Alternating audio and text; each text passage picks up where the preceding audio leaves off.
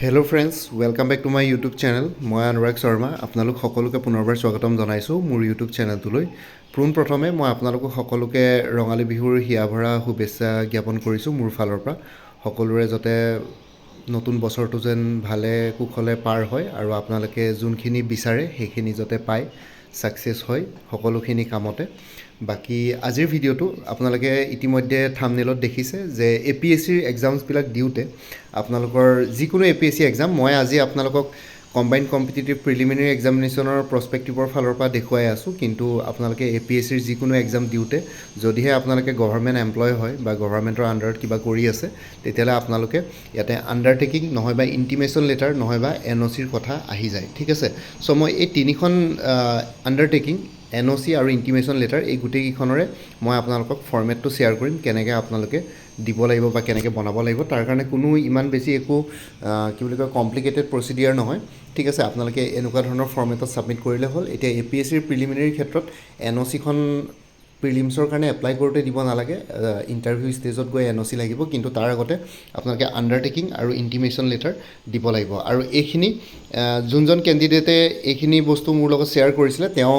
APSCৰ helpline নাম্বাৰত নিজে personally contact কৰিলে, কণ্টেক্ট কৰি পেলাই তেওঁ নিজে সুধিলে, সোধাৰ পাছতহে তেওঁ আণ্ডাৰটেকিং আৰু ইণ্টিমেশ্যন লেটাৰ এই দুখন আপলোড কৰিবলৈ দিছে। বাকী APSCৰ বাকী অন্য যোনখিনি এক্সামছ আছে, লাইক জুনিয়ৰ ডেভেলপমেণ্ট অফিচাৰে হওক বা এছিষ্টেণ্ট ইঞ্জিনিয়াৰৰ পৰীক্ষাও আহি আছে। ঠিক আছে, এছিষ্টেণ্ট ইঞ্জিনিয়াৰ চিভিল মেকানিকেল আৰু যিখিনি অনলাইন এপ্লিকেশ্যন হৈ আছে বৰ্তমান বা যোনখিনি ভৱিষ্যতলৈ হ'ব, সেইখিনিৰ কাৰণে এই ভিডিঅ'টো ইম্পৰ্টেণ্ট হ'ব যিসকল গভৰ্ণমেণ্ট এমপ্লয় হয়। বাকী প্ৰাইভেট এমপ্লয়িজবিলাকৰ ক্ষেত্ৰত একো দৰকাৰ নাই, APSCয়ে একো তেনেকুৱা ধৰণৰ একো কনচিডাৰেশ্যন নাই তাতে। চ' গভৰ্ণমেণ্ট এমপ্লয়খিনিয়ে খালি এইখিনি বস্তু দিব লাগিব। চ' তেওঁ নিজে কণ্টেক্ট কৰিলে। মই সেইটো কাৰণে আপোনালোকক কওঁ, APSCৰ এডভাৰটাইজ যোনকেইখন এডভাৰটাইজমেণ্ট পাব্লিছ হয়, সেই এডভাৰটাইজমেণ্টতে থাকে দুটা অপশ্যন থাকে, দুটা কণ্টেক্ট নাম্বাৰ তেওঁলোকৰ দিয়া থাকে। এটাটো হ'ল আপোনালোকৰ অনলাইন এপ্লিকেশ্যন কৰোঁতে যদি কিবা ইছ্যু ফেচ কৰে, তেতিয়াহ'লে সেইটো কণ্টেক্ট নাম্বাৰ থাকে। আৰু এটা থাকে আপোনালোকৰ অনলাইন এপ্লিকেশ্যন ফি পে'মেণ্ট কৰোঁতে যদি কিবা প্ৰব্লেম হয়, দুটা কণ্টেক্ট নাম্বাৰ দিয়া থাকে। চ' সেইটো কাৰণে আপোনালোকে যিকোনো ইউটিউব চেনেলত সুধি থকাতকৈ, কাৰণ কোনেও পাৰফেক্টলি এনচাৰ দিব নোৱাৰে APSCৰ বাহিৰে। চ'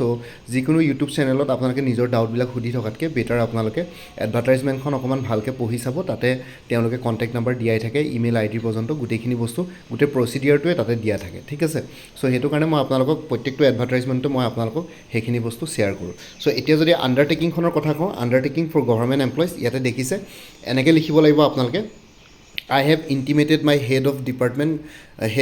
of office department in writing on, ঠিক আছে, ডেটটো দিব, that I have applied for preliminary examination of the combined competitive examination 2024 conducted by Assam Public Service Commission, advertisement number 12/2025 dated Guwahati the 23rd March 2025। ঠিক আছে, এনেকৈ লিখিব। ডেটটো আপোনালোকৰ যিকোনো এডভাৰটাইজমেণ্টখন ইয়াতে ৰিলিজ হোৱা ডেটটোৰ কথা লিখিছে ইয়াতে তেওঁ। বাকী আপোনালোকে 9 এপ্ৰিলত তেওঁ এইখন আণ্ডাৰটেকিং নিজে লৈছে। আণ্ডাৰটেকিং মানে নিজৰ ফালৰ পৰা এখন আণ্ডাৰটেকিং লোৱা, ৰেছপনচিবল হয় যে এইটো ডিপাৰ্টমেণ্টত মই চাকৰি কৰা, সেইটো বস্তুৱে কৈছে ইয়াতে। আৰু লাষ্টত আপোনালোকে নেমটো লিখিব, ওপৰত ছিগনেচাৰ থাকিব, নেম, ডেজিগনেশ্যন, ডিপাৰ্টমেণ্ট। ঠিক আছে, ইয়াতে ডেজিগনেশ্যনটো দিয়া আছে junior assistant department PWRD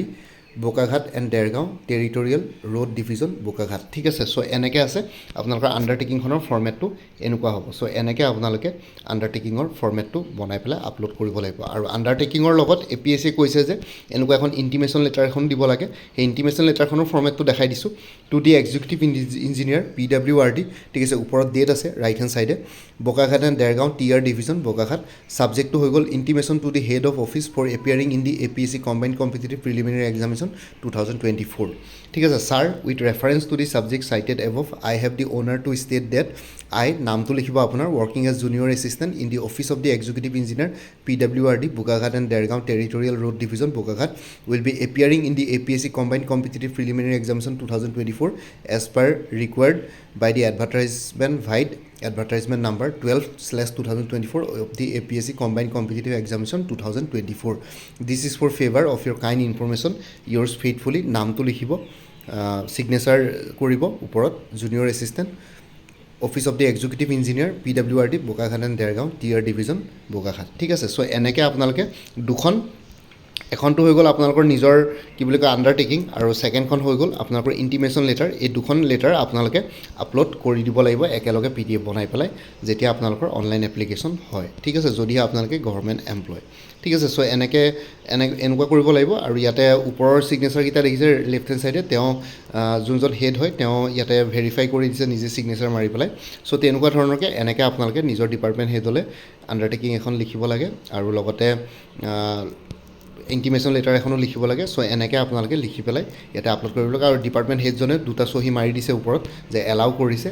combine committee examination দিয়াৰ ক্ষেত্ৰত চ' এনেকৈ আপোনালোকে APSCৰ অনলাইন এপ্লিকেশ্যন কৰোঁতে এই দুখন আপলোড কৰি দিব লাগিব ঠিক আছে চ' APSCৰ ইয়াতে কম্বাইন কমিটি এক্সামিনেশ্যনৰ কথা কৈছোঁ কিন্তু যিকোনো APSCৰ এক্সামিনেশ্যনৰ ক্ষেত্ৰত এইখিনি বস্তুৱে কৰিলে হৈ যাব চ' আপোনালোকে বেলেগ একো কৰিব লাগে এই কেণ্ডিডেটজনে APSCৰ লগত নিজে কথা পাতিছে পাৰ্চনেলি তাৰপিছত তেওঁলোকে যোনখিনি পৰামৰ্শ বা কি বুলি কয় এডভাইচ দিছে সেইটো মতে তেওঁ এই আণ্ডাৰটেকিং আৰু ইণ্টিমেশ্যন লেটাৰখন লিখি আনিছে লিখি পেলাই আপলোড কৰিছে আৰু লগতে যেতিয়া NOC বিচাৰে ঠিক আছে NOC বিচাৰাৰ ক্ষেত্ৰত ইয়াতে লিখিছে government of Assam office of the executive engineer PWRD Bokakhat and Khumtai territorial road division Golaghat ঠিক আছে চ' ইয়াতে এইখন অলপ পুৰণা হয় কিন্তু নো অবজেকশ্যন চাৰ্টিফিকেটখন আপোনালোকৰ এনেকুৱা হ'ব এইখন আকৌ আপোনালোকৰ নো অবজেকশ্যন চাৰ্টিফিকেট ইণ্টিমেশ্যন লেটাৰখন আপোনালোকে লিখিব লাগিব তাৰপিছত লগতে আণ্ডাৰটেকিংখন আপুনি এমপ্লয় হিচাপে নিজে লিখিব লাগিব কিন্তু নো অবজেকশ্যন চাৰ্টিফিকেটখন আকৌ আপোনাৰ ডিপাৰ্টমেণ্ট হেডজনেহে আপোনাক দিব পাৰিব চ' ডিপাৰ্টমেণ্ট হেডজনে নো অবজেকশ্যন চাৰ্টিফিকেট এইটো ফৰ্মেটত দিব আপোনালোকৰ এনেকুৱা থাকিব এনেকৈ নাম্বাৰ ডেট থাকিব no objection certificate this is to certify that mister অমুক junior assistant has been working in the office of the executive engineer PWRD Golaghat and Khumtai territorial road division Golaghat since June 2023 and I have no objection upon him applying for APSC Combined Committee Examination 2023 advertisement number ইমান dated Guwahati ইমান ঠিক আছে executive engineer ইয়াতে চহী মাৰি দিছে নিজৰ Golaghat and Khumtai territorial road division Golaghat চ' ইয়াতে কোনোবাই যদি চিল মাৰিব বিচাৰে এক্সিকিউটিভ ইঞ্জিনিয়াৰ নিজে চিলো মাৰি দিব চ' আপোনালোকে অফিচাৰজনৰ পৰা এইখন নো অবজেকশ্যন চাৰ্টিফিকেট এনেকৈ বনাই ল'ব লাগিব এইটো ফৰ্মেটত ঠিক আছে ফৰ্মেটকেইটা মই দেখাই দিলোঁ এনেকুৱা ফৰ্মেটতে হ'ব বেলেগ আপোনালোকে একো ফ'ল' নকৰিলে হ'ব এইবোৰ অফিচিয়েলি এপ্ৰুভ ফৰ্মেট হয় এইকেইটা ঠিক আছে এইখন নো অবজেকশ্যন চাৰ্টিফিকেটৰ ফৰ্মেট আপোনালোকে দেখিছে স্ক্ৰীণত এইখন নো অবজেকশ্যন চাৰ্টিফিকেটৰ ফৰ্মেট এনেকুৱাকৈ আপোনালোকৰ অফিচিয়েল লেটাৰ হেডত লিখিব লাগিব যোনটো ডিপাৰ্টমেণ্টত কৰে বাকী ইণ্টিমেশ্যন লেটাৰখন আৰু কি বুলি কয় আপোনালোকৰ যোনখন আণ্ডাৰটেকিং আছিলে সেইকেইখন আপোনালোকে নিজে টাইপ মাৰি পেলাই বনাই আনিব পাৰিব দোকানত কৰিব পাৰিব নিজৰ আজিকালি নিজৰ লেপটপ বা টেবলেট ইউজ কৰিব পাৰিব যদিহে আপোনালোকৰ ওচৰত আছে তেনেকৈ টাইপ মাৰি পেলাই আপোনালোকে নিজে বনাই পেলাই নিজৰ নাম আৰু ছিগনেচাৰ দি পেলাই ডিটেইলছখিনি ভৰাই পেলাই কোনটো পৰীক্ষাৰ কাৰণে এপ্লাই কৰিছে সেইখিনি দেখুৱাই দিলে হৈ যাব ঠিক আছে চ' এইখিনি জনাবৰ কাৰণে ভিডিঅ'টো বনালোঁ আই হোপ ভিডিঅ'টো চাই পেলাই গম পালে মই আপোনালোকৰ নো অবজেকশ্যন চাৰ্টিফিকেটখনৰ ফৰ্মেটটো দিলোঁ কেনেকৈ কি কৰিব লাগে তাৰপিছত আপোনালোকক দিলোঁ তাৰ আগৰখন আছিলে আপোনালোকৰ ইণ্টিমেশ্যন লেটাৰ আৰু তাৰ আগৰখন আছিলে আণ্ডাৰটেকিং ঠিক আছে চ' এইকেইখনৰ মই ফৰ্মেটটো দি দিলোঁ চ' সেইটো কাৰণে আপোনালোকে এই ফৰ্মেটকেইখন ফ'ল' কৰি পেলাই আপোনালোকে এপ্লাই কৰিব পাৰিব বাকী আপোনালোকে যদি আপকামিং এক্সামবিলাকৰ কাৰণে প্ৰিপেৰেশ্যন কৰি আছে তেতিয়াহ'লে কিছুমান কৰ্চেছ এভেইলেবল আছে লাইক APSC আছাম এগ্ৰিকালচাৰ ইউনিভাৰ্চিটিৰ শেহতীয়াকৈ ৰিক্ৰুইটমেণ্ট ওলাইছে 2025 অনলাইন এপ্লিকেশ্যন চলি আছে তাতে junior administrative assistant junior accountant আৰু লগতে ছেকশ্যনেল এছিষ্টেণ্ট তেনেকুৱা ধৰণৰ কিছুমান পষ্ট ওলাইছিলে তাৰ কাৰণে ফুল কোৰ্চ এভেইলেবল আছে 299 ৰুপিছত APSC agriculture development officer general studies পেপাৰখনৰ ওপৰত ফুল কোৰ্চ এভেইলেবল আছে 249ত APSC ইনস্পেক্টৰ অফ লিগল মেট্ৰলজিৰ জেনেৰেল ষ্টাডিজ পেপাৰখনৰ ওপৰত ফুল কোৰ্চ এভেইলেবল আছে 249ত APSC জুনিয়ৰ ডেভেলপমেণ্ট অফিচাৰৰ ফুল কোৰ্চ এভেইলেবল আছে 299ত APSC জুনিয়ৰ এডমিনিষ্ট্ৰেটিভ এছিষ্টেণ্টৰ ফুল কোৰ্চ এভেইলেবল আছে 349ত আৰু APSC CCৰ প্ৰিলিমিনাৰীৰ কাৰণে যদি আপোনালোকে এফৰ্ডেবল কোৰ্চেছ বিচাৰে লাইক কাৰেণ্ট এফেয়াৰ্ছৰ কোৰ্চ বা যিকোনো তেনেকুৱা ধৰণৰ ক্ৰেছ কোৰ্চ তেতিয়াহ'লে সুচিত্ৰা ACSে আপোনালোকৰ সুচিত্ৰা ACSৰ লগত আপোনালোকে কল বা হোৱাটছএপত এই কণ্টেক্ট নাম্বাৰটোত কণ্টেক্ট কৰি চাব পাৰে 9395056624 ঠিক আছে আৰু লগতে APSC CCৰ প্ৰিলিমিনাৰী যদি ক্ৰেছ কোৰ্চ বিচাৰিছে তেতিয়াহ'লে এডভেট IASৰ ফালৰ পৰা ক্ৰেছ কোৰ্চ এভেইলেবল আছে আৰু CCৰ প্ৰিলিমিনাৰী টেষ্ট চিৰিজ প্ৰগ্ৰেমো এডভেট IASৰ ফালৰ পৰা ইয়াতে এভেইলেবল আছে আপোনালোকে তেওঁলোকৰ লগত যোগাযোগ কৰি পেলাই কি বুলি কয় প্ৰিলিমিনাৰী টেষ্ট চিৰিজ আৰু ক্ৰেছ কোৰ্চ ল'ব পাৰে আৰু তাৰ কাৰণে মোৰ লগত কণ্টেক্ট কৰিলে হ'ল আৰু অনুৰাগ ছাৰ 20 বুলি এটা কোড আছে সেই কোডটো ইউজ কৰিলে মানে ইয়াতে আপোনালোকে 20% ডিছকাউণ্ট পাই যাব আৰু লগতে কোৰ্চবিলাকৰ ক্ষেত্ৰত আপোনালোকে মোৰ পৰা কোৰ্চ ল'লে লাইফ টাইমৰ কাৰণে কাৰেণ্ট এফেয়াৰ্ছ পাই থাকিব তাৰ কাৰণে কোনো ফাৰ্ডাৰ পে'মেণ্ট কৰিব নালাগে এবাৰ কোৰ্চ ল'লে মানে এতিয়া বৰ্তমান কোৰ্চসমূহত 2024 ফুল ইয়েৰ আৰু 2025 জানুৱাৰী ফেব্ৰুৱাৰী মাৰ্চ এই তিনিটা মাহৰ কাৰেণ্ট এফেয়াৰ্ছ ইনক্লুডেড আছে আৰু ইয়াতে যোনটো হোৱাটছএপ নম্বৰ দি আছে সেইটোত আপোনালোকে মেছেজ কৰি জনাওক কোনটো কোৰ্চ লাগে আৰু আগতে যদি কোনোবাই কিবা কোৰ্চ লৈ থৈছিলে এবাৰ জনাই দিব তেতিয়া আগৰ মেটেৰিয়েলছখিনি বাদ দি যোনখিনি নতুন মেটেৰিয়েলছ লাগিব সেইখিনি ল'লে হ'ল তেতিয়া প্ৰাইচ প্ৰাইচটো অলপ কমি যাব চ' হোৱাটছএপ নাম্বাৰটো হ'ল 9706557851 আৰু লগতে ইয়াতে যোনটো হোৱাটছএপ নাম্বাৰ দি আছে এইটো অনুগ্ৰহ কৰি কল নকৰিব এইটো জাষ্ট হোৱাটছএপ মেছেজৰ কাৰণে এভেইলেবল কলৰ কাৰণে এভেইলেবল নহয় বাকী ভিডিঅ' ডেছক্ৰিপশ্যন আৰু কমেণ্ট ছেকশ্যন চেক কৰক তাতে কোৰ্চখিনিৰ কথা আৰু এবাৰ উল্লেখ কৰি দিছোঁ আৰু লগতে আপোনালোকে আগতে যদি মোৰ পৰা কিবা কোৰ্চ লৈ থৈছিলে এবাৰ জনাই দিব আৰু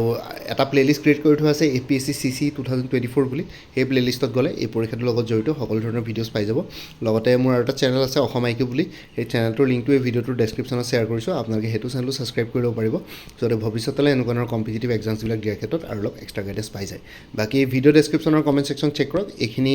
আৰু এবাৰ উল্লেখ কৰি দিছোঁ কোৰ্চেছবিলাকৰ কথা লগতে হোৱাটছএপ নাম্বাৰো আছে মোৰ লগত যোগাযোগ কৰিবৰ কাৰণে বাকী মোৰ ভিডিঅ'জবোৰ চাই যদি ভাল পায় মোৰ চেনেলটো